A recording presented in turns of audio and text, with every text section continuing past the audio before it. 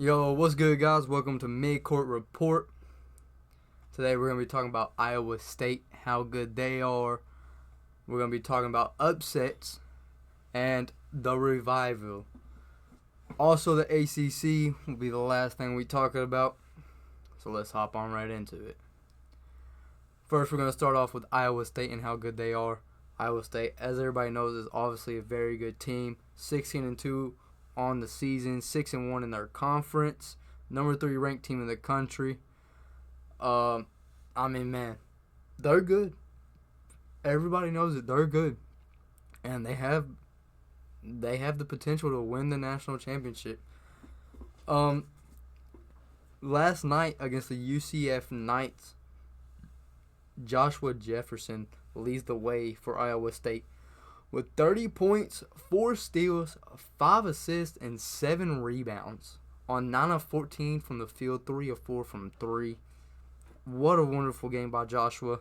He just was out there. He looked like he was unstoppable. Whenever he missed, it felt like that shot was supposed to go in.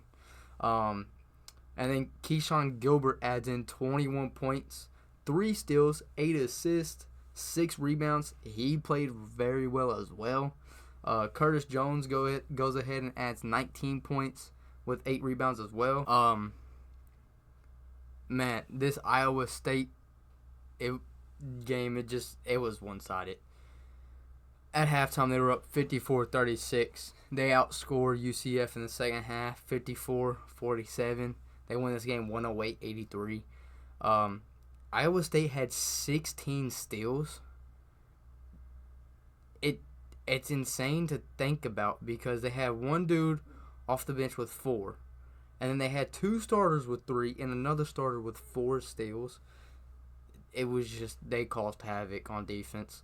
And UCF didn't shoot the best. They shot 43% from the field, 46% from 3, but it wasn't horrible. UCF, it's not like they played a horrible game. They're not a horrible team. But as we all know, they're not good enough to compete with the best teams in the country, and that showed. Although Curtis Jones didn't shoot the greatest, 8 for 19, 2 of 7, he still had a very big impact. He was tough on defense and offense. Like I said, he added 19 points and 8 rebounds. So even whenever players don't have their best games on good teams, they still find a way to impact the game, and he definitely did impact the game in the right way. And, you can't do much about this Iowa State team. They have multiple guys who, at any point, at any given night, they can go score 20, lead their team to a victory. And you just have to hope it's just not their night. I see this team being a very, very deep playoff team, very, very deep March Madness team. As of right now, I think they're probably, I would say they're Final Four. I would have them going to the Final Four as of right now if it was to start today. And they're a team to watch out for. Every team that is playing them for the rest of this season has them circled on their calendar. That is for sure. They have them circled on the calendar. Although they're the 3 ranked seed because they lost to West Virginia a couple days ago, teams are still wanting to beat this team. This is still one of the best teams in the country. Even if Auburn and Duke are ranked higher than them, Auburn, obviously, I do believe, is the best team right now. But this Iowa State team, I think they're better than Duke. Obviously, we haven't seen much competitiveness in Duke because they are in the ACC, but we will talk about that later on in the episode. But man, anybody that's playing this Iowa State team has to have that game circled because they want to prepare and they want to try beating this team. They want to be the team known, like Iowa State lost a game that they shouldn't have lost. And a lot of teams want that, you know what I'm saying? But anyways, we're going to hop into the next one. Upset alerts. Ohio State and Purdue played. Purdue was up 41-28 at the break at half. And the second half was just flip-flopped. Ohio State came out guns blazing, making sure that they were going to make Purdue work for it. At halftime, I thought this game, they were up 13. I thought this game was going to be over. I was expecting Purdue to come out, put their foot on the gas, and go up maybe 16-17 and just kind of hold their foot on Ohio State's neck. That did not happen at all. Completely opposite of what I was thinking was going to happen. And man, Ohio State played very good. They did. They played very good. Micah Parrish led the way with 22 points, 10 of 8 from the field, 6 of 8 from 3. And Devin Royal added 16 points with 6 rebounds. Micah Parrish also had 7 rebounds and 2 assists. He did have 4 turnovers, so it's not a very good turnover ratio. That's a 1-2 turnover ratio, but I mean, you can't do nothing about it. You gotta live and learn. You know, you gotta live with what happens out there on the court. Purdue, man, they did not shoot the best that I've seen them. They only shot 33% from 3 of 9. They only made 3 3-pointers this game, but they only attempted 9. So it's not horrible. But this game, Ohio State won it because of the 3-point ball. Okay? Purdue shot 9 more times than Ohio State did the entire game. Made 2 more shots than Ohio State. 2 more shots on 9 more attempts. Okay? They shot 3 more free throws than Ohio State as well and made 1 more than Ohio State did. So, only 1 more made free throw on 3 more attempts. Ohio State lost the turnover battle. They lost the foul battle. They barely squeaked by and won the rebound battle, but they lost the assist battle. Purdue also had 3 more offensive rebounds than Ohio State. So although Ohio State did win the rebound battle, Purdue had more second chance opportunities to win this game, and it just did not fall. It didn't go for them. I was shocked at how lopsided this game was. Like, the stats, if you go and look at the stats, the only thing Ohio State did better than them in was shooting percentage-wise. They didn't have as many shots. They shot way more threes. They shot 14 more threes, and they made 8 more than Purdue. But other than that, they didn't do much better than Purdue. They literally won this game because of threes, because they hit those 8 more threes than Purdue did, because they shot the 3 ball at almost 50%, literally right under 48%, 47.8% is what they shot. Right under 48% on the game. That won them this game. And it won them the second half big time. I mean, when a team is shooting 50% from 3, it's going to be hard to stop them. And realistically, Purdue should have won this. But you can't do much whenever a team's shooting 50% from 3. You just got to hope that they miss. Like, whenever they shoot that thing, you just got to hope it's not going in. And tonight, it went in a lot for Ohio State. It did. Man, Ohio State's not a bad team either. I don't think Purdue is very, good, but they're good. You know what I mean? I don't know if that makes sense. They're not very good, but they're good. They're still a tournament team. They still deserve to be ranked. But tough losses happen like this. Next up, we got Texas and Missouri. man, this game, I did not have fun watching this game. This game was won at the free throw line. Missouri shot 31% from the field, 18% from three, only 4 of 22 from three. Texas only shot 34% from the field and 20% from three. They only made 4 threes as well on 20 attempts. Both teams shot nearly 30 free throws this game. Texas shot 23 of 30 from the line, 76.7%. Missouri shot 19 of 27 from the line for 70%. It wasn't a fun game. It was not a fun game to watch. It wasn't, I was thinking this would be a good game, and I mean it was a quote-unquote good game, but it wasn't good like people would want it to be. You know what I'm saying? The game-leading scorer was Arthur Kaluma. I don't know how to say his last name, so sorry if I butchered that. And he led the way with only 14 points. That was the game-leading scorer. Both teams had a pretty high amount of rebounds because nobody could score. Texas won the rebound category with 39 rebounds to Missouri's 31. Neither team had really any assists. Missouri only had 6. Texas only had 7. And then both teams had 10 turnovers. Missouri fouled 26 times. Texas fouled 18.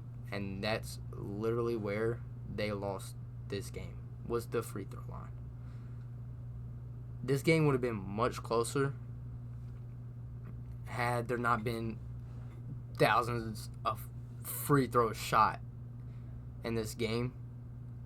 And it might have even been even more boring if there wasn't this many free throws. But, I mean, man, it wasn't pretty to watch. Both teams played tough, but it was just a lot of fouls. It really was. There's not much to say about that game besides Missouri, after finally getting ranked again to 22, losing to Texas and having a shooting performance like they did, it's not a good look. And I'm expecting them to drop out of the top 25. Let's hop into UCLA and Wisconsin. Number 18 Wisconsin goes to Los Angeles. And man, UCLA, they brought it to them, okay? They brought it to them. It wasn't the prettiest thing like you've ever watched. Jean Tange, I don't know how to say his last name, for Wisconsin though, ends the game with 24 points, 8 of 9 from the field, 6 of 7 from 3. John Blackwell, on the other hand, ends the game with 23 points, 4 assists, 4 rebounds. He didn't shoot the best, roughly about 37% from the field. He only shot 5 of 14, 3 of 7 from 3. But he did add in 10 free throws, which got him up there to that 23 mark. Once again, it wasn't the prettiest game. But then, on the other hand, for UCLA, Tyler, I'm not going to even try to say his last name. He adds in 16 points, 6 of 10, 2 of 4 from 3, 2 of 2 from the free throw line. And then off the bench, Ade Mara, 7 of 7 from the field, 8 of 11 from the free throw line to lead UCLA with 22 points. Off the bench as well, Sebastian Mack, 6 of 12 from the field, 7 of 8 from the line. He goes for 19 points. And really, this second unit for UCLA won them this game. They did. They won them this game. And that's the reason, that second unit is the reason why they won. That UCLA got out-rebounded. They did force more turnovers. They also forced more fouls. UCLA did. And at the end of the day, that's what it came down to. Wisconsin outshot UCLA from 3 by 9 made threes. Wisconsin made 9 more threes than UCLA. They shot 50% from 3. UCLA only shot 31% from 3. And that 3-ball difference kept Wisconsin in this game. If they weren't shooting 50% from 3, it's not a 2-point win for UCLA. It's a much bigger win for UCLA. Wisconsin went into the halftime up by 5, 41-36. Got outscored by 7 in the second. And, I mean, UCLA shot 7 more free throws than them, made 3 more than Wisconsin. And that's all you can't do much about it. Like I said, it's one of those things where when a team's shooting 50% from 3, you got to just hope and pray that they miss. And although Wisconsin felt like they weren't missing from 3, literally shot exactly 50% from 3, 15 of 30 from 3 on the game. And they also shot 51% from the field. It was free throws, man. It was free throws. Those free throws hurt. It was only a 3-point difference from the free throw line.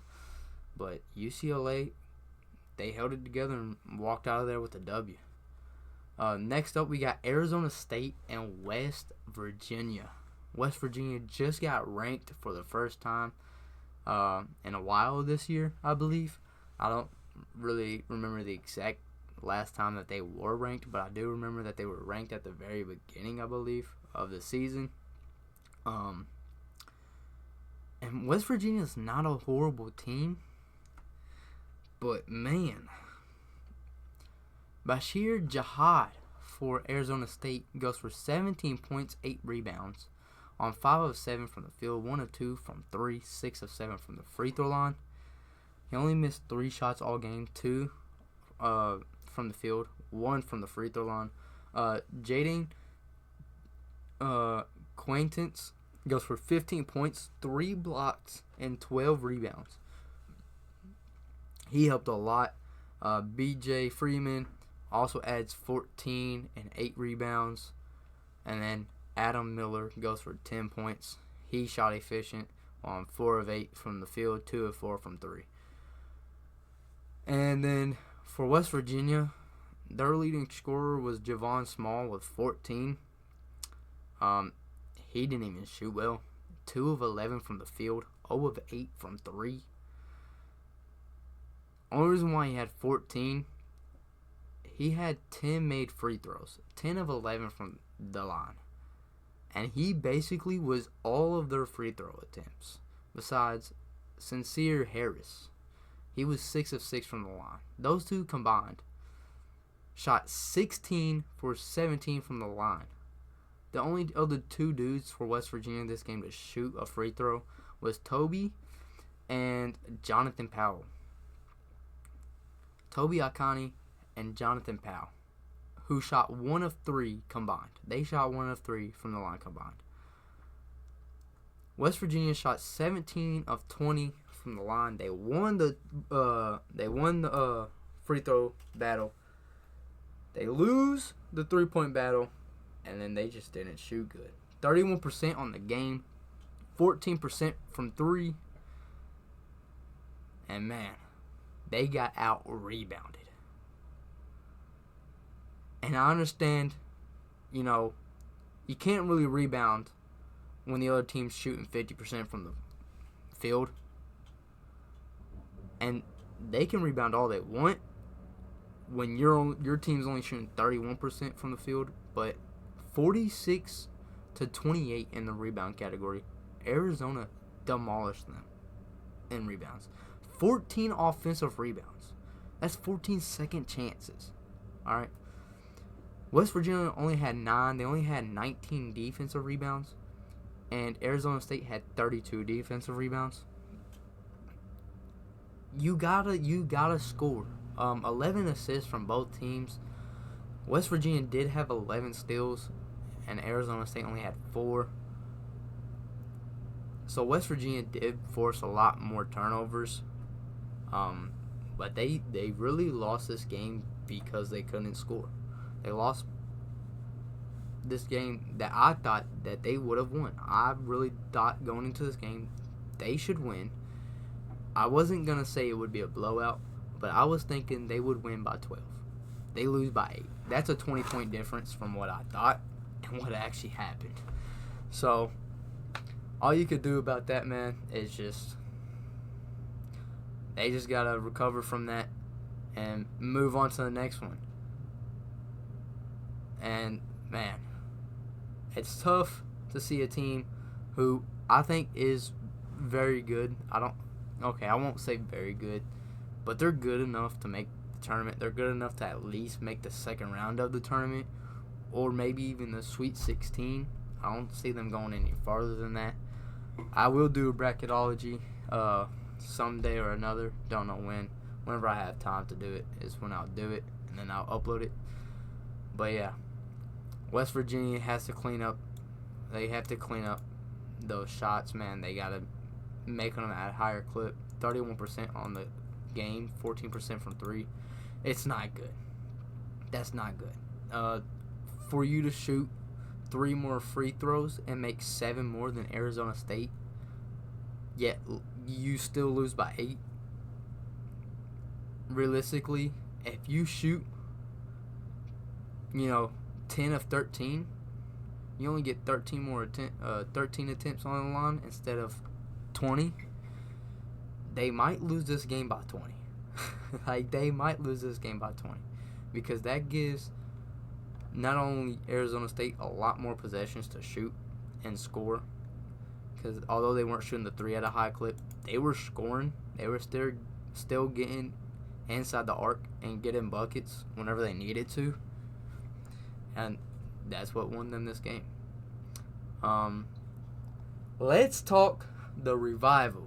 All right, Louisville. Boy, oh boy, Louisville, man.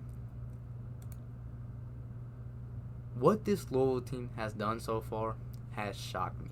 I'm a Louisville fan, okay, and I'm not gonna try to,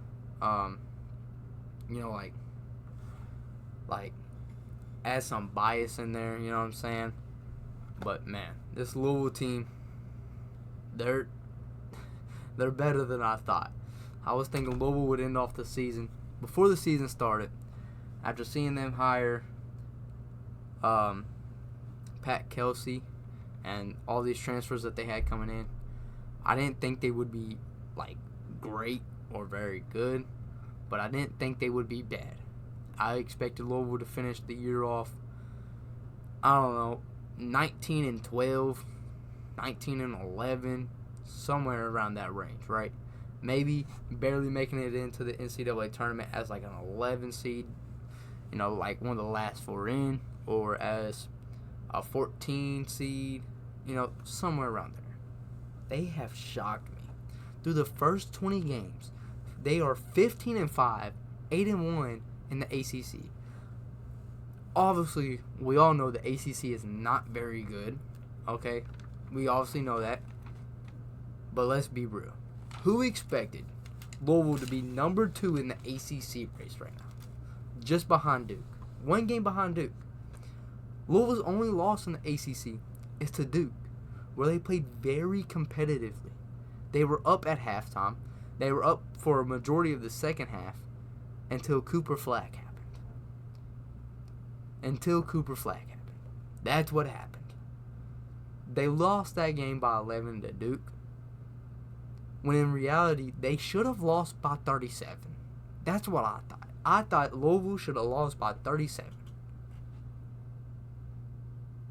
But they played tough. Going into that Duke game, I was nervous to see how they would play because they got absolutely smacked by Tennessee. Okay? They didn't play the greatest against, Oklahoma and West Virginia. They had Ole Miss coming up. They had Kentucky coming up.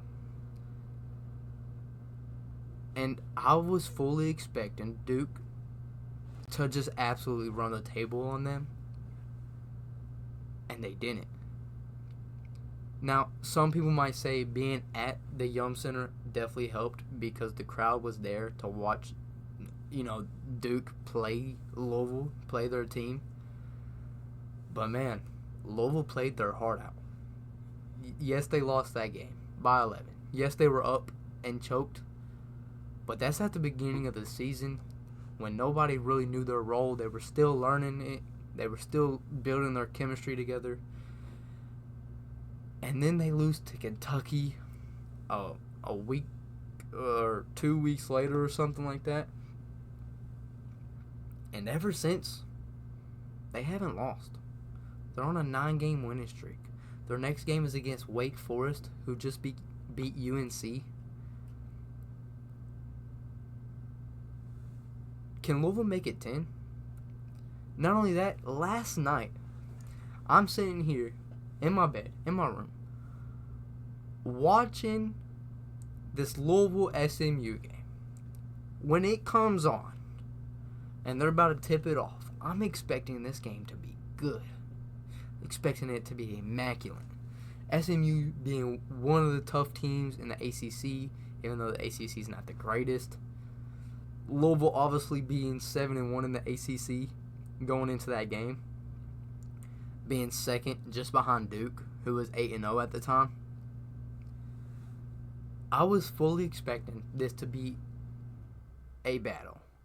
I was expecting it to be two heavyweights throwing punches at each other and it coming down to the wire. I was not expecting what happened.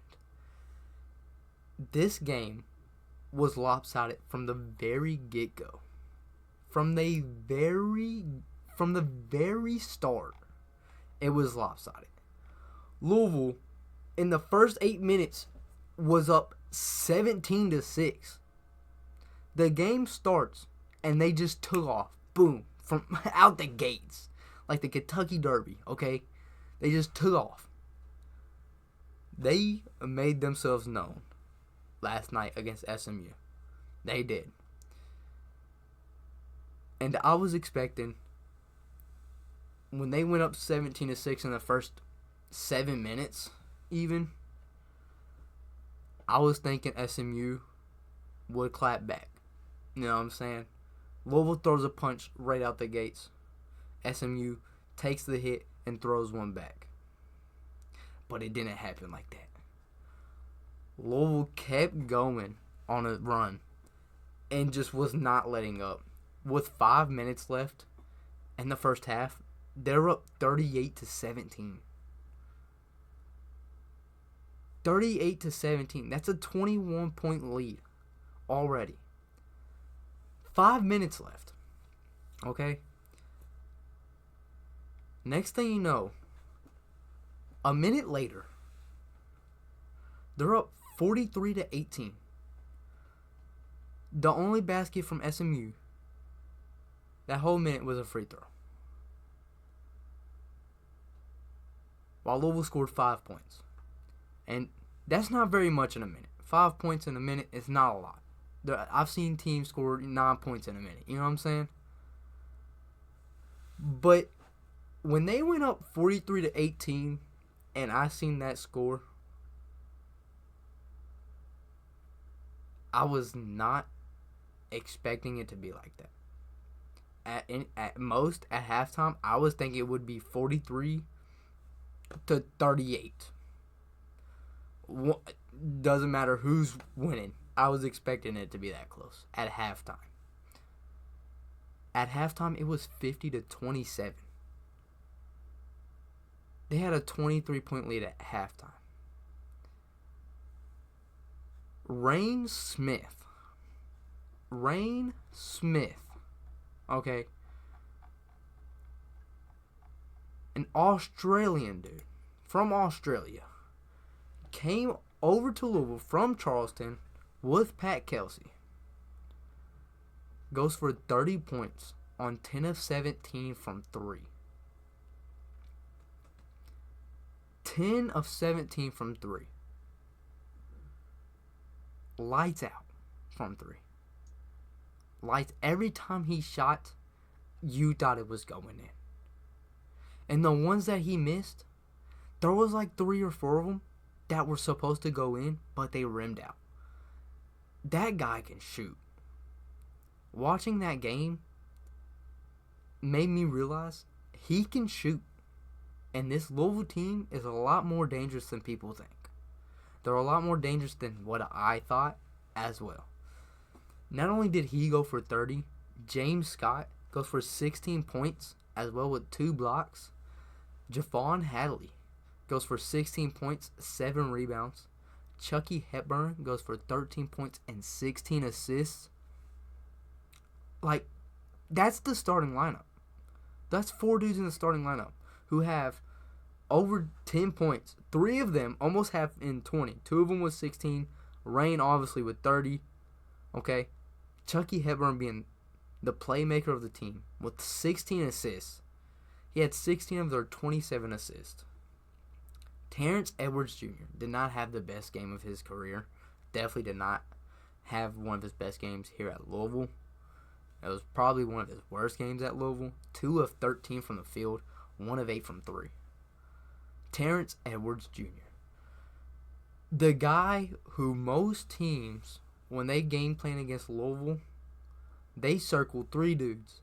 Chucky Hepburn, Terrence Edwards Jr., Rain Smith. Those are the 3 dudes they circle. They circle Chucky because he is a defensive monster, especially on the perimeter. He's always go time. He's an engine that never stops running. He's also their playmaker, and he can score efficiently. Terrence Edwards Jr., they circle because his job is to go out there and give you buckets. Rain Smith's job is to go out there and shoot the 3 ball. I don't know how many 2-pointers this dude has shot, but last night against SMU, he shot 1-2. 1 2-pointer, and he didn't even make it. All he does is shoot 3s. That's all he does. I've seen him take 2s before, and he's very good at it. He is very smart with it. But if you pass him the ball, and he has 2 feet of space when he catches it, that ball's going in the air. He's shooting it. He's not passing it. He's not putting it on the ground unless you close out too quick. He's going to shoot it. And almost every time, I'm thinking it's going in. I'm being honest. I'm thinking it's going in. This Louisville team has guys who can go out at any given moment, on any given night, and give you 20, 25, 30. Javon Hadley had 32 a week ago. Javon Hadley, the guy who doesn't shoot very much. All season long, he hasn't shot a lot. He's more so just the leader. He's the guy who keeps them grounded. Plays tough defense. He's 6'6". He's the size of a shooting guard, but he plays like the 4. Strong as hell. He's too quick for the big men, too strong for the guards. And he went for 30. He actually had 32 and was just getting buckets the entire game that game. Last night against SMU, he had 16. And it was a quiet 16 because Rain Smith went ballistic for 30. Chucky Hepburn was playmaking like crazy and diming everybody up with 16 assists. Louisville shot 46% from 3, 45%, or 46% from the field, 45% from 3, and 90% from the line. They weren't missing last night. SMU only shot 40% from the field, 33% from 3, and 88% from the line. SMU won the free throw battle. Louisville fouled more than SMU did. Yet they lost by 25 still. Louisville forced more turnovers.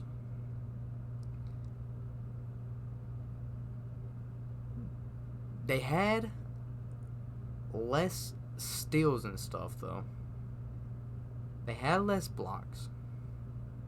But Louisville had 27 assists to SMU's 13. The entire first half was lopsided because SMU, they looked like they didn't know how to pass the ball. And then when they did pass the ball, they couldn't score. They just couldn't hit a shot. And I don't know whether to give that credit to Louisville's defense because they were tough. Their defense was tough all game long. SMU eventually went on a run. They were down 35 at one point in the second half. They eventually go on a run. They cut it down to 17. And then it was like Louisville just decided to put their foot on their neck. And Louisville took over again from there. And ended up winning by 25. This Louisville team is much better than what I expected they would ever be. Much better than what I think people give them credit for because they're in the ACC, and the ACC is not the greatest. They're expected to win the rest of their games for the rest of the year. At the end of the season, their projected record is 23-7 and 17-3. They're only projected to lose 2 more games, although they're the favorite in every single game for the rest of the season. They're expected to win every single game, but they're giving them a two losses on the season. They're expecting them to lose 2 more times, even though they're projected to win every game. They have a 2-loss cushion, basically. A 2-loss cushion.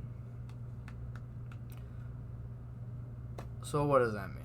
I mean, really, they're expected to be 25-7 at the end of the year, 17-3 in the conference.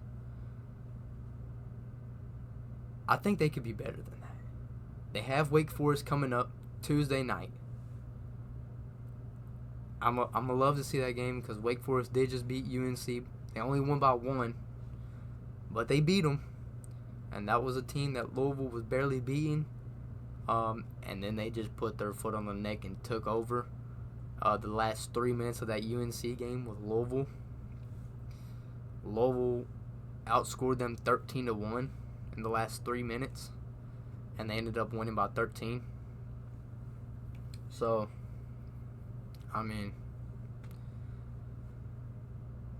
what can you do about it, man? What can you do about it? Louisville, I can see upsetting some teams in March Madness. I can see them being maybe Elite 8 right now. What Joe Lombardi has them as right now, I can see them winning Oklahoma or UCF, beating them, one of them. And then upsetting Marquette, who I think, as of right now, would beat Charleston. And then they could possibly, in the Sweet 16, possibly, depends on who they're playing against. Their defense, I trust this defense so much because their defense has been the most consistent thing all year long. I think there's a chance, I'm not saying they will, but there's a chance they could upset Kansas or whoever they play from that bottom part of that bracket. But only time will tell. Only time will tell, man. SMU, on the other hand, has to get things going.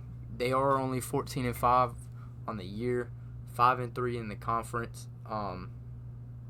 They're still a solid team, but they've just taken losses to teams that it should be a close game in, but they're getting blown out in. So they're starting to not look very good. So let's get into the MidCourt Report of this episode. We're going to be talking about the ACC, specifically North Carolina. The ACC top 4 or 5. Let's just go with the top 4. We got Duke sitting at 8-0 in the conference. Louisville at 8-1. They're just one game back behind Duke. Duke still has to play North Carolina twice. And even though North Carolina is not having the greatest season right now, that's still a rival game, and anything can still happen in it. Like Louisville, Kentucky this year, they're rivals. You know what I'm saying? And it was only an 8-point game when everybody was expecting Kentucky to win by 20. Louisville made it competitive. UNC Duke is no different. That is a very competitive rival game. And we're going to see how it goes. They have 2 games. If UNC can even split that series, they lose at Duke, but they win in North Carolina, that's going to look good. That's going to look good. Clemson, right behind Louisville. Obviously, Louisville has the tiebreaker. Clemson's 8-1 with their only loss being to Louisville. They lost by 10, I believe, to Louisville. And then Wake Forest, they're 7-1. I don't know who their only loss is to. I don't remember, to be exactly honest with you. But that's the top 4. Louisville, I would really like to see what Louisville can do in the ACC tournament. Because if they're beating North Carolina, they only played them once. They beat Clemson, they only played them once, right? They played Duke once. They only had to play them once. They lost to them by 11. Louisville and Duke have both been getting better throughout the entire season. As the season progresses, Louisville and Duke keep getting better. At this point, you know who both of these teams are. Like, they know their identity. They know what they're out to do. Duke, mainly because they're a bunch of freshmen, and it takes some time for freshmen to normally get that chemistry underneath them, find who they are as a player for that team, their roles and stuff. Louisville, on the other hand, is a lot of older basketball players, so they know how to get the chemistry a little quicker. But they found their identity. And just because they know who they are going to be, what roles each players play, doesn't mean they're not going to keep getting better. Louisville and Duke have been the most consistent team at getting better throughout the season. They have. Duke only has 2 losses on the season. I know. So it's not like they were bad at the beginning of the season, but they're still getting better.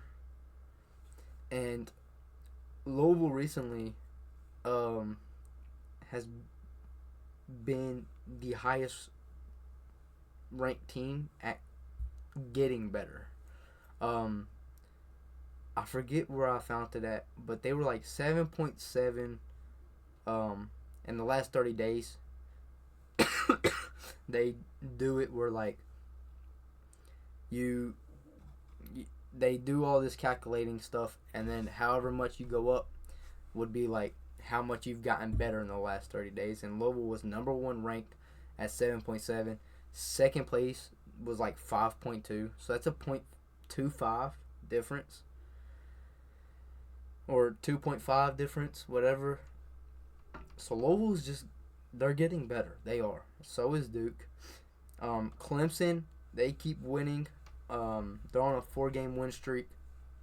And then Wake Forest on a 6-game win streak. Haven't even lost at home yet. They haven't lost at home. So they're still undefeated at home. They have Duke Saturday, Louisville Tuesday. 2 ranked teams are up on their schedule. And they're looking to make some noise and try to win one of those games. Do I think they're going to beat Duke? No. Duke, I think, is kind of running away with the ACC at this moment. But a lot can change in a short period of time. If the ACC tournament was to start right now, obviously Duke would be the number 1 seed, and they get 2 buys. They would get 2 automatic buys in the ACC tournament. Louisville would be the 2 seed, and they would get automatically 2 buys. And I don't know who all, to be honest with you, I don't know who would really win. I don't know who would. A lot of people want to say Duke would win or is going to win the ACC tournament. A lot of people think there's not a very big shot that Duke loses the ACC tournament. But from what I watched early in the year against Louisville and Duke, Louisville, I think, has gotten much better throughout the year, like up to this point, than what Duke has gotten. Because Duke already had all the talent. They already had everything there. They just had to get the chemistry and find their roles. Louisville is still getting better. And I would love to see that ACC matchup again. Obviously, first they would have to, go through whoever is in the ACC tournament and whoever meets them. So you never know. Wake Forest, though, they're looking tough right now. They barely beat North Carolina by 1. And man, North Carolina, 5-3 in the league, 12-8 on the year. I don't think they're as bad as people expect. I think people are not giving North Carolina enough credit. 6 of their 8 losses are to top 25 teams. Top 25 teams. North Carolina is 1-4 in the AP, and they're 1-4 in USA.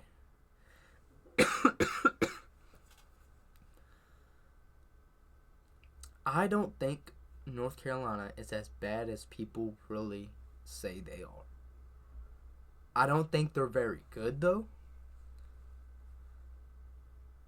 But when you have 6 of your 8 losses coming to ranked teams, the only other 2 teams that aren't ranked that have beaten you is Stanford and Wake Forest.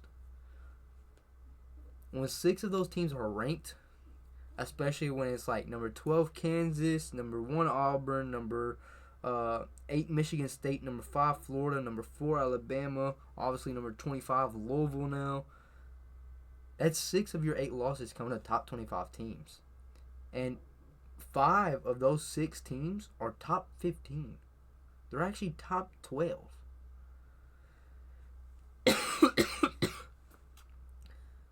So they had a tough schedule. They have had a tough schedule. They haven't played Duke yet. And I think their schedule is what's going to be the reason for them to get into the NCAA tournament. Because they have 2 more games against number 2 Duke. They haven't even played Duke yet, and they have 2 games against them. North Carolina, in those 8 losses, have been combined outscored by 55 points in those 8 losses. And if you do the math, if you're good at math, you could probably do it in your head. If you're not, pull up a calculator. But if you're good at math, you do the math, right? They've only lost by a combined 55 points all season long. When they lose, they only lose by an average of just under 7 points. We'll round it up to 7 because you can't lose by 6.8 in a basketball game. So on average, they lose by 7 points. They lose by 7 points on average. And when they lost to Stanford and Wake Forest, they lost by 1. They lost by 1.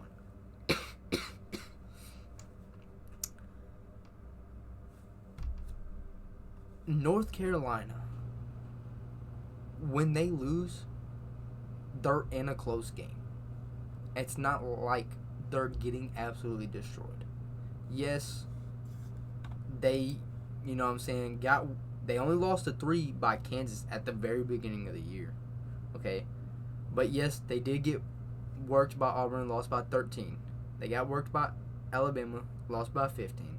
But they only lost by 3 to Michigan State, only lost by 6 to Florida, lost by 13 to Louisville, and then won by Stanford and won by Wake Forest. North Carolina is better than what teams give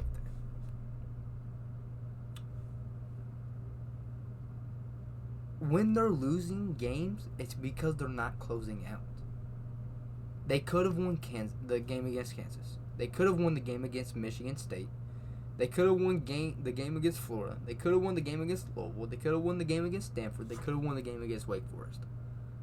That's 6 more wins. They would be 18-2 right now. They would be 18-2 right now. That's 6 games that they could have won, but they couldn't close out. Their problem isn't that they're not good, because they have the talent there. And that dunk that Ian Jackson had in that Wake Forest game, that was absurd. But other than that, he only had 7 points on the game. And outside of them having the talent, they just haven't been able to close games. They don't have the chemistry built all the way up yet, and they haven't been able to close out games that they have the chance at winning. If they knew how to close out games, if that chemistry was there, and they could close out those games, and they win even just 5 of them, 4 of them, this is a completely different team. People were looking at them completely different. But because they couldn't win, they couldn't close out, people aren't thinking they're good. This UNC team is still very much good. They're still a very deadly team. And if they make it into the NCAA tournament as a 10, 11 seed, maybe a 12 seed, I could see them upsetting the first team that they play against in the first round, and then maybe even in the second round, because they're not bad. They just have to get it glued together. They don't have the glue there. They have all the parts. They just don't have anything to hold it together. They don't have anything to close out on.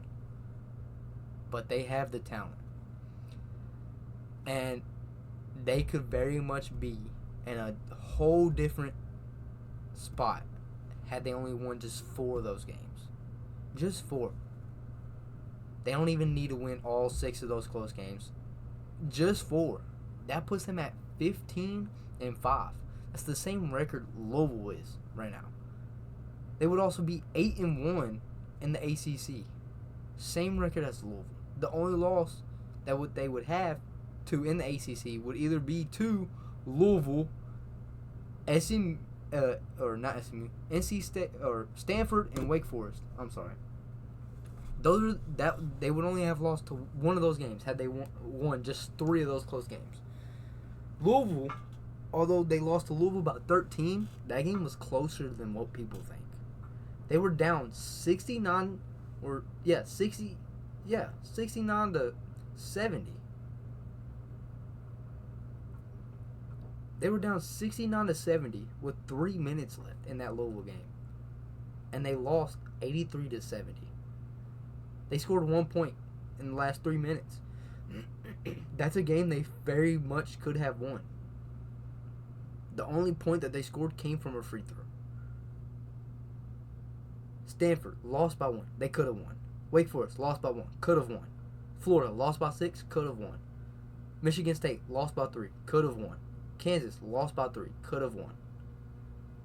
They beat Kansas. If they beat Kansas, Michigan State, and Louisville, that's 3 big wins for them. That's 3 teams that are ranked right now that they would have had a win over. Even if they beat just Wake Forest and Stanford, obviously that they wouldn't be looked at as so badly, but they still wouldn't be looked at as very good. They'd be 14-6 on the year, just behind SMU. But they'd be 7-1 in the ACC. 7-1 in the ACC. They'd be tied with Wake Forest for 4th. NC State, or UNC, my bad, can really turn this around. North Carolina can very much turn this season around. But if they want to do that, they have to start now. And a big part of that is they're going to have to split the series with Duke. Those 2 games they have with Duke, they're going to have to win 1. I don't expect them to win at Duke. So they're really going to have to win the one in North Carolina. but we'll find out. Thank you guys for coming out and listening to me talk about this. And on the next episode, we'll be doing my top 25. And we'll see you guys then. Peace out.